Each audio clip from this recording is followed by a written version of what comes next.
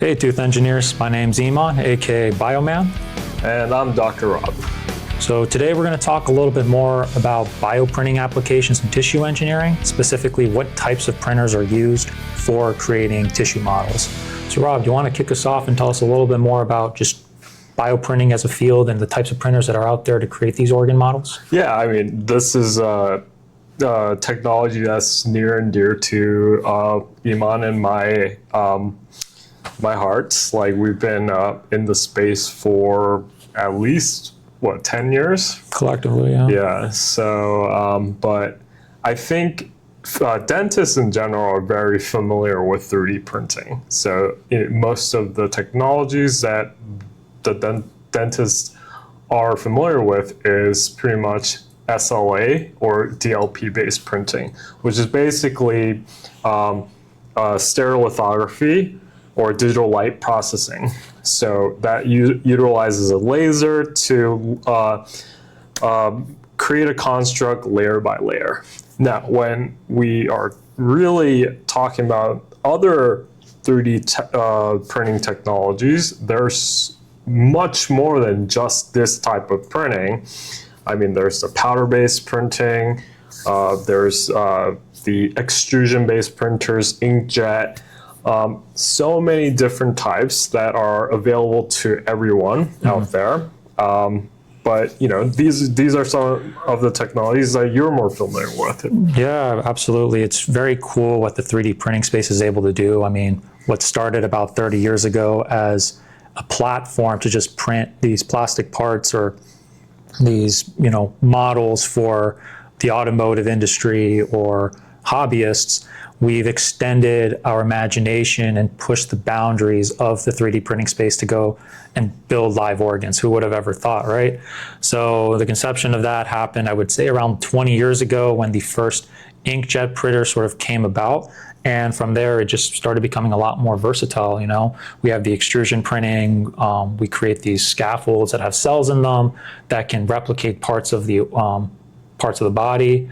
And we're even extending our capabilities by actually using materials that are made from our body to create shapes of live organs. And structure dictates function, so our abilities to get to those micro resolutions necessary for functions of the body are now capable of being done using all these kinds of 3D printers, whether it be in like a extrusion-based printer or even powder-based printing, where instead of using the traditional materials that are used for just rapidly prototyping models in a powder-based bed, we can use, say, like powdered in bone and do the same sort of carving processes using a laser to create bone made out of actual bone. So the idea of actually taking organs out of a body and putting it in someone will slowly become obsolete as we understand the bare materials that can replicate those and just put it on a printer to then define its structure. So all in all, it's a super exciting field, and being in it for 11 years, I've seen tremendous growth in this market, tremendous growth in the research field.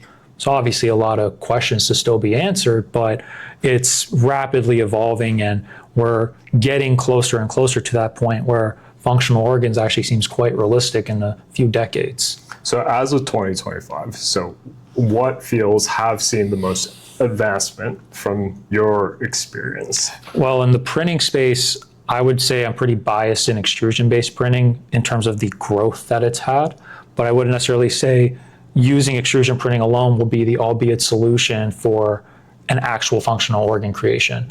But I think the progress made in extrusion printing has gotten to a point where seeing ourselves extrude the shape of an organ with the proper functionality is becoming more and more real.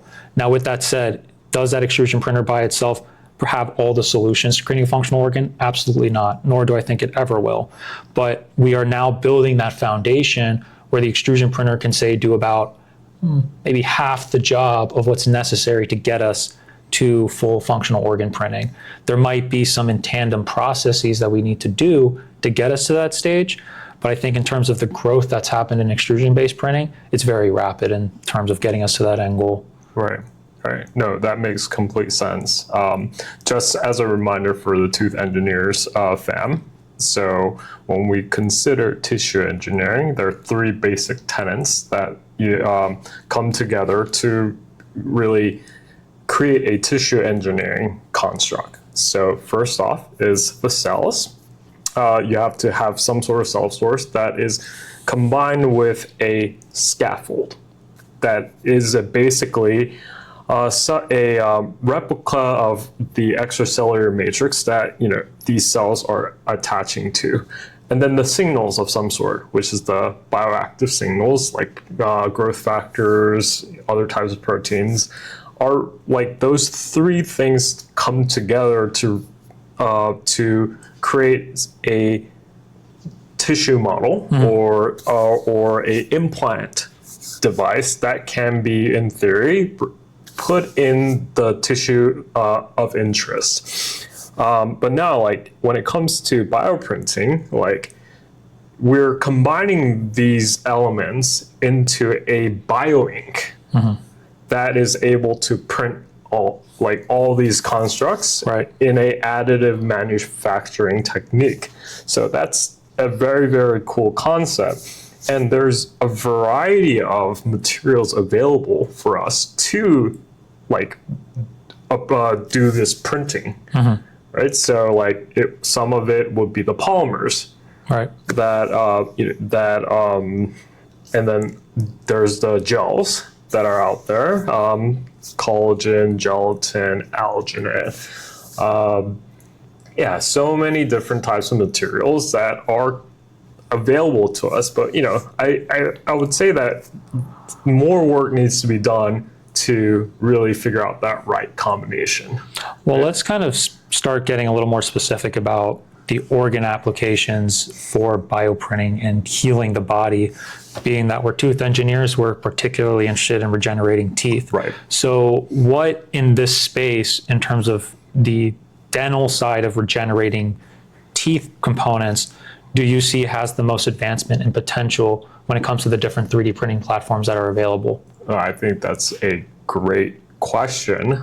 So when we are trying to regenerate the tooth structure itself, I mean, it's a tissue. The tooth is a very complex organ, surprisingly. There are three main layers that make up a tooth. The outer layer being the most mineralized layer, the enamel. It's about 1.5 millimeters all around the crown, the top portion of the tooth.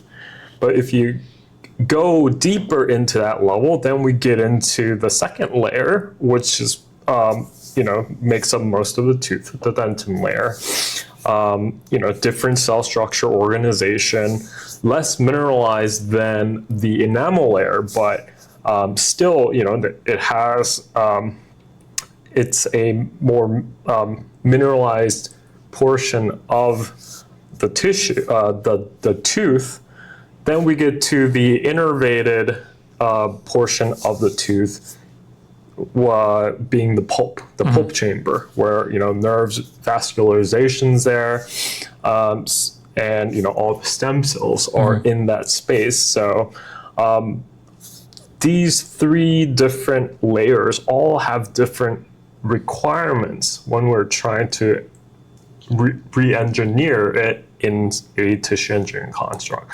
So I mean, and whatever material out there, it's nothing's perfect. Of course, right? yeah. And I think from our experiences, we know that a gelatin construct, it supports live cells the best. However, when we want some more rigidity, some more mechanical strength, we need to utilize more polymer-based minerals, all that, calcium phosphate in it. So I think at the end of the day, we may need different printing platforms to regenerate different structures of the tooth. Absolutely.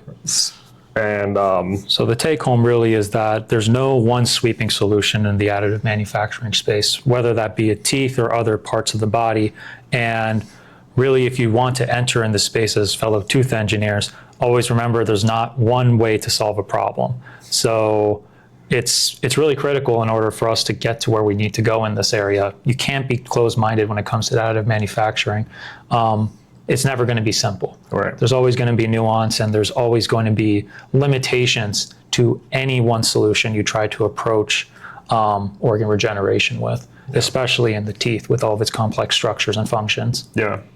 I mean, if we did a cursory overview of the literature available in the space, and I think extrusion-based printing has been utilized to explore, I guess, the regeneration of the dentin layer.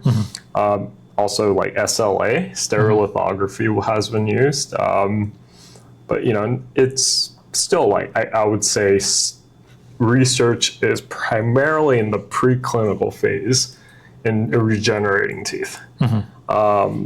But, you know, so I don't think there's one clear-cut winner as of right now when we're trying to regenerate teeth layers. Of course. So, you know, more work needs to be done. But, you know, that's all part of the R&D side of things when we're trying to get to that point of putting a regenerated tooth structure in a person.